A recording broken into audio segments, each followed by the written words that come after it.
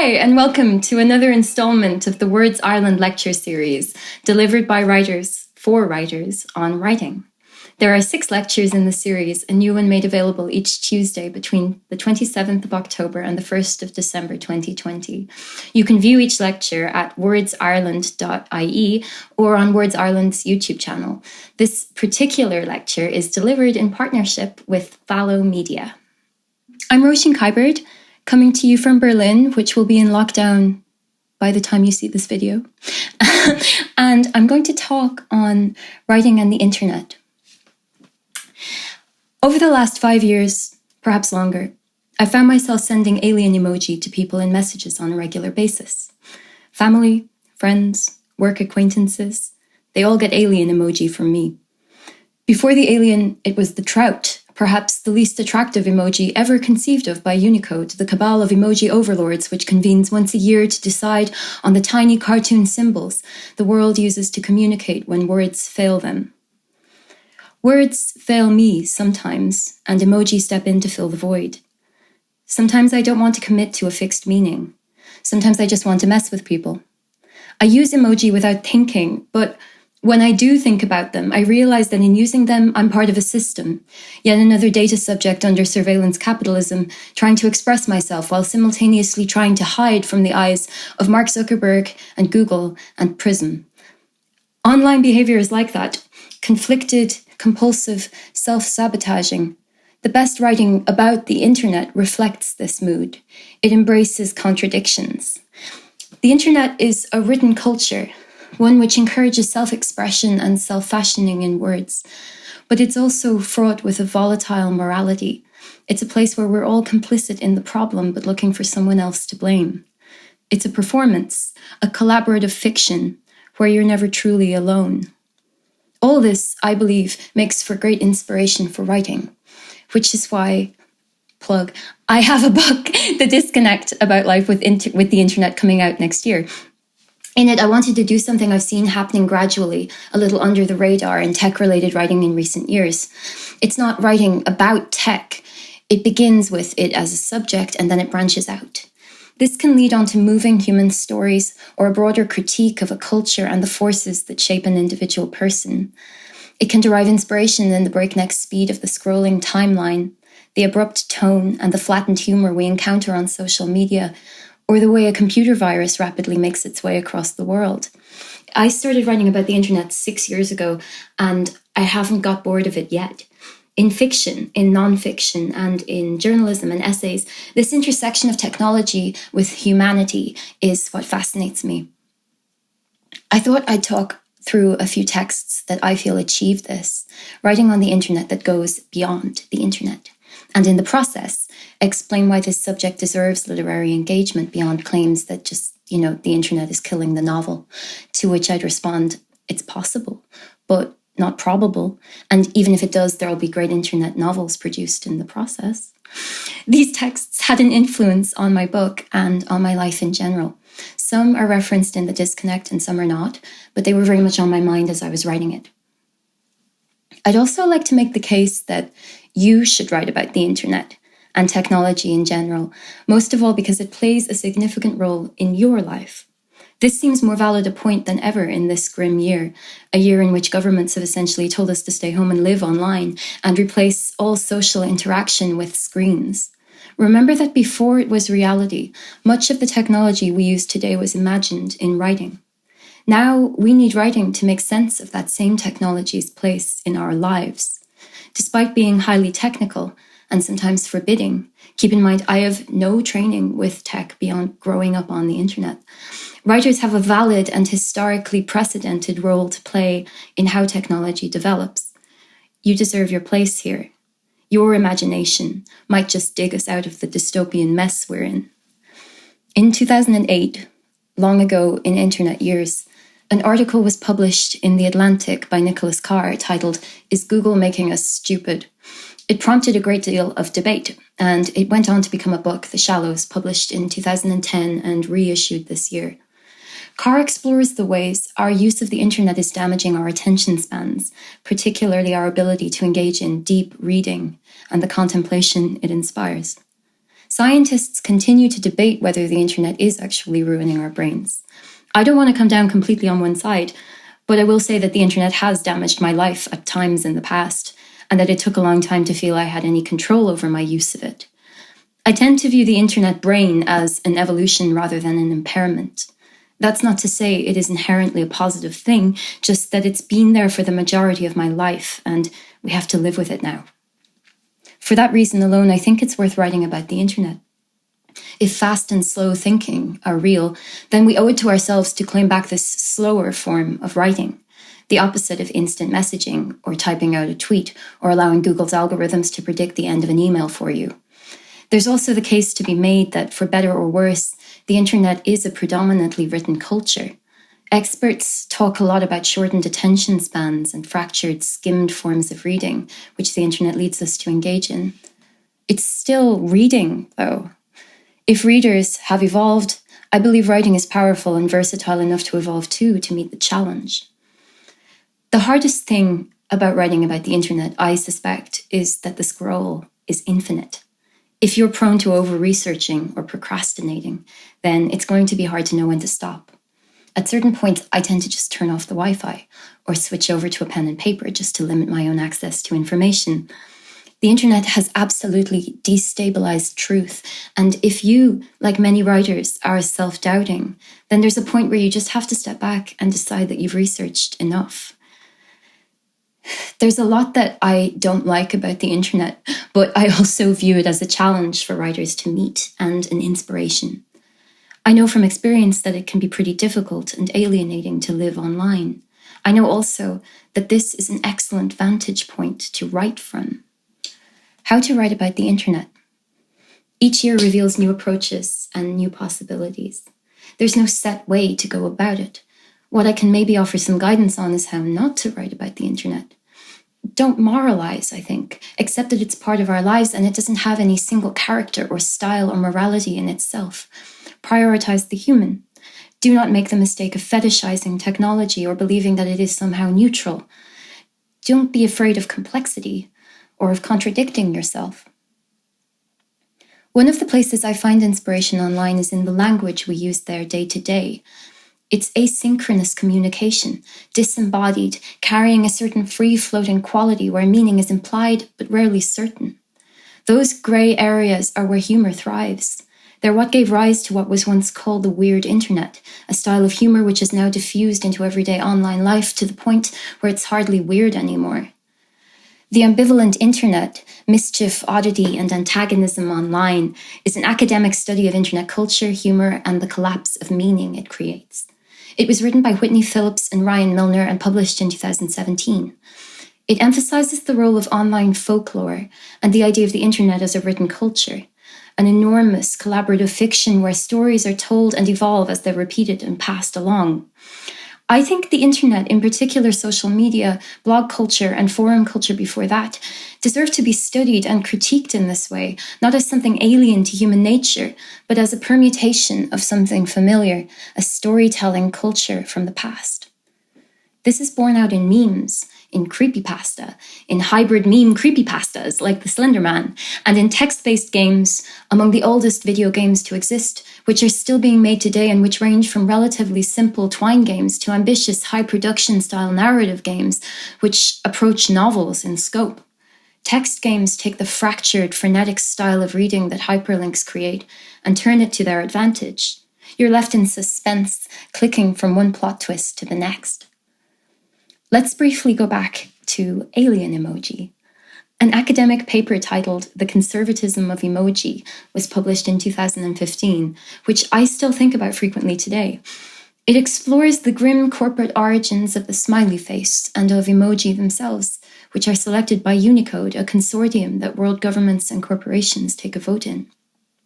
But it also discusses the emoji's creative potential, their use in art, in pop music videos, and, though it's not in the paper, recently as a code used by protesters in Hong Kong.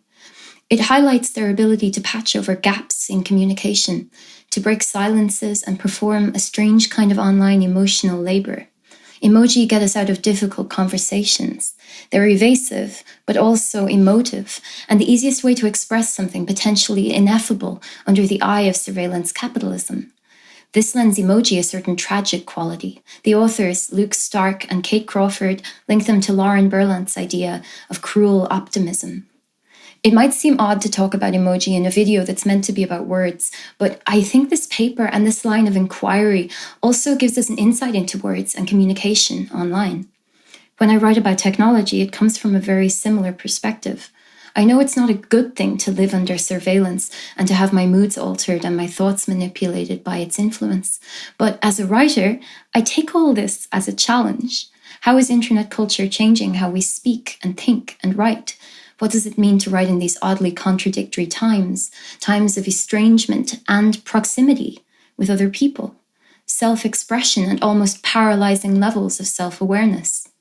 What does it mean to write and read if Google really is making us stupid? I'm interested too in literature as a place of reflection and resistance, though that word is sometimes overused these days, to the text-based culture of the internet. I think good writing happens with time, with thought and perspective and careful editing. Good writing is never actually raw, but internet writing is. How do we find a way to explore this throwaway culture without ourselves writing throwaway words? How do we create internet literature? We can start by delving into the complexities that emoji hint at but refuse to describe. We can embrace apparently internet tropes and experiment with them in literature. I'm talking about the stereotypical short attention span, the Twitter-inspired intense bursts of emotional text, and the lurid interests, and the limits of a platform that rarely stops to check the facts. I'm skeptical of books that claim to capture the times, because surely we'll only really know what the times were long after they're over. But a book I've read which I think captures perfectly the mood of online existence, and which manages to do something dazzling and new with it, is Do Everything Wrong by Jarrett Kobek, who also wrote I Hate the Internet.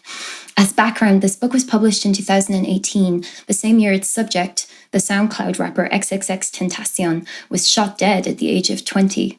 XXXTentacion is not a sympathetic subject. Aside from his music, he's possibly best known for his violent life and his violent death. The book takes a morally flawed perspective as a starting point, the perspective of the damned, and it could be said, all internet users. Then it conducts a literary post-mortem using his tweets. The style and form of Do Everything Wrong take inspiration from their subject. It's written in short, one-sentence paragraphs, in an informal yet direct tone which feels extremely honest, especially because the author admits the limits of his own project and really of anyone's take on XXX and his life from the book's opening pages. It's difficult to locate the truth about someone like this, who tweeted constantly, frenetically throughout his lifetime and who self-mythologized in music and interviews. But Do Everything Wrong makes a case for nonfiction writing as the place to grasp at truths that evade online culture.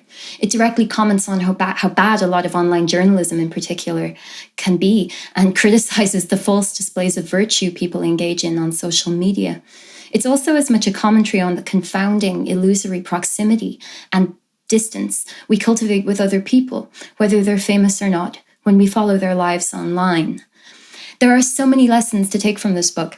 Despite its apparently niche subject matter, it ends up setting out precisely how culture, economics, politics, art, and technology can converge in one person's life story. It mimics the manic velocity associated with people like SoundCloud rappers who were raised, after all, on the internet. It turns this apparently unliterary trait into inspiration for an experiment in form. It takes the flaws and limits of social media as a direct challenge, writes something more compelling than the endless scroll, and it succeeds. One thing to keep in mind here is that writing about the internet should not end with the internet. Unless you're writing for an audience made up purely of tech professionals, you should probably prioritize the human story over details about technology. For me, at least, that collision of the human with the system is where it gets really interesting. This brings me to another possibly odd book to segue into, which I only got around to, embarrassingly, reading quite recently. I have kind of an odd relationship to cyberpunk literature. I really enjoy it, but I find that every time I bring it up, people laugh at me. It might be that enough time hasn't passed for it to stop being embarrassing to people old enough to have lived through it, and for it to be appreciated as prescient or even just as retro. But it's obvious to me that there's something very valuable and entertaining there. As one big example, William Gibson was several decades ahead of us in his writing about technology. Take, for example, the very first story he ever had published in 1979 called Fragments of a Hologram Rose, which predicts an era of lonely tech dependence and VR entertainment. Which brings me, sort of, to Snowcrash by Neil Stephenson. This is probably the most obvious choice for an internet book I could possibly make short of Neuromancer, but I'd like to talk about it anyway. If you don't know it, which you possibly do, it's a cyberpunk novel that features the idea of a metaverse, an early vision of immersive online life where people use avatars as their online identities. In Snowcrash, these avatars, and online life in general, reflects the economic circumstances of real-life people. The rich all have custom online identities and are better looking and more glamorous than they are in real life. Poor people have glitchy black and white avatars, and the poorest of the poor buy generic Brandy and Clint avatar models from Walmart. Outside, the world economy has collapsed and America has been franchised along newly drawn state lines. But in the metaverse, people live their fantasies on a kind of eternal digital holiday. It's only when a drug called Snowcrash turns out to be a virus and begins circulating and harming people that things really start to go bad. This book stands out among those I'm talking about in this video because it's science fiction. It's also the earliest, published in 1992, and cited not as an encapsulation of our current age, but as a prediction of it. What interests me most isn't so much Snowcrash's depiction of online life, which to me feels a lot like it was in the 90s and early 2000s when people really did experiment with their identities online. What interests me now is how Stevenson uses technology as a starting point to explore something ancient. The book becomes a wildly expansive study of what memes really are. What damage could a computer virus do if you live more online than in the real world? What would a digital pandemic look like? And what would its philosophical implications be? Snowcrash delves into the idea of a nam shub, an incantation and self-fulfilling prophecy, a combination of words that can rewire or break the minds of those who hear it when it's spoken aloud. We hear about the end of the Sumerian civilization, about glossolalia and the brain's ability to transcend linguistic barriers. Finally, Stevenson arrives at technology and the binary coding of computers, and posits that a certain arrangement of code might have a similar effect, undoing the evolution of language in the human brain and reverting us all to a single shared language of nature. That this, it's implied, might be a bad thing, runs counter to the techno-utopianism of the 1990s, which preached that technology could elevate us to a shared hive mind and heal divides and bring people together. It's also interesting how this book fits the heavily noir-inspired cyberpunk bracket of high-tech and low lives. It has a cast full of chaotic neutrals, characters with their own flaws and neuroses and damage. It comes from a morally compromised place which feels realistic and sympathetic, and it casts as its villain an idealistic, super-rich religious leader who wants to hijack the disenfranchisement of the people for his own gain. I've seen these themes explored elsewhere. The question of language as a virus has appeared in one or two zombie films in my lifetime, but this book takes the question of viral language and technology further than anything else I've seen. Like another book I enjoyed, Transmission by Harry Kunzru, Snowcrash could be called the biography of a virus. It loosely follows its progress from rumor to infection to global threat. Crucially, the technology is not the villain. It doesn't have a will of its own. It's being used as an aid to human greed and zealotry. It also features a narrative split between the virtual world and the real one, moving between them in a dizzying, rapid way which gives the plot momentum. I also really enjoy how Stevenson brings technology in line with language and religion in terms of its place in our lives. It reminds me of two other texts I like a lot, the book Infinite Jest, and then the film, David Cronenberg's film, Videodrome. There's a latent theme of technophobia, not just the fear of things not staying the same, but that we are, to quote an especially unhinged Elon Musk interview, summoning the demon through technology, altering something deep and mysterious in the human mind. That fear remains valid almost 30 years later. It it's something I suspect we'll only really be able to make sense of long after the fact. All the more reason, then, to write about it today. What can we take from this book? That the internet serves as a creative prompt, a way to imagine a far-off future while commenting on the dystopian present. That unraveling our relationship to machines can lead into philosophical and historical territory. I wonder about writing a book like Snowcrash today when, in a very short amount of time, most futuristic ideas have either come true or been proven to be blithely idealistic. There's a lot of tech-related writing from that era, both fiction and non-fiction, that has aged badly due to its inherent techno-utopianism. Snowcrash is a pessimistic, but funny and entertaining vision of the future that might just come to pass. The last text I want to talk about is an autobiographical article titled Love in the Time of Cryptography. It was written by Quinn Norton and published on Wired in 2017. And it had an influence on the second last chapter of my book, although not enough to make me start using properly secured online communication platforms. Aside from the reference in the title, there's something very literary about the idea behind this piece. It frames online life as not only a text-based culture, but an epistolary culture, one where we build worlds in messages to each other, where profoundly important relationships form at a distance. Still, this is very different to writing letters. And in the past, if you use conventional means to talk to someone online, like Gmail or WhatsApp or direct messages, then you're almost certainly subject to surveillance. Personal conversations can be hacked. They can be spied on by governments. At the least, they're guaranteed to be data mined and turned into fuel for online advertising. Love in the Time of Cryptography is a story about falling in love with someone over online messaging, but it's also about the refusal to give personal data away. Norton and an anonymous man erase every trace of their relationship, corresponding on decentralized, self-deleting platforms, generating new encryption keys for every session. It's like an epistolary love story, a true one, but with hackers. It's rare to see something so personal published by Wired, and yet another really interesting aspect of this piece is how little we know about its subjects, and how Norton and her partner succeed at guarding their privacy. It gives the piece a certain tension, but it also makes them potentially anyone and everyone struggling to hold on to their humanity under surveillance capitalism. As with other texts mentioned here, I really respect how this piece is written from an authoritative perspective on tech and is, at first glance, a piece about technology, but then it looks entirely past it, using it as a route to a human story.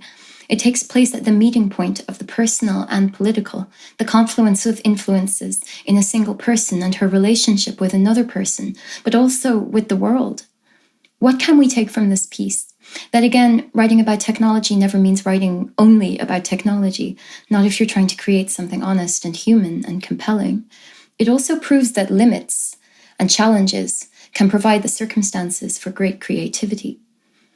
I hope I've explained in some small way how technology can be a muse for writing. There's meaning and creative possibility in the mundane contents of our hard drives and our internet histories. Why write about the internet? Because things we love and hate make for the best inspiration. You are a writer, and you're online. I know this because you're watching me through a screen. Even if you've never written about the internet, think about how much you write on the internet. In messages and social media posts and comments, think about all the words you give away for free and how people like Mark Zuckerberg profit from them. On the internet, your words rarely belong to you, yet you are the one who populates the form, who creates the data, who keeps this vast, unfathomable network moving. For these reasons, you can and should write about the internet.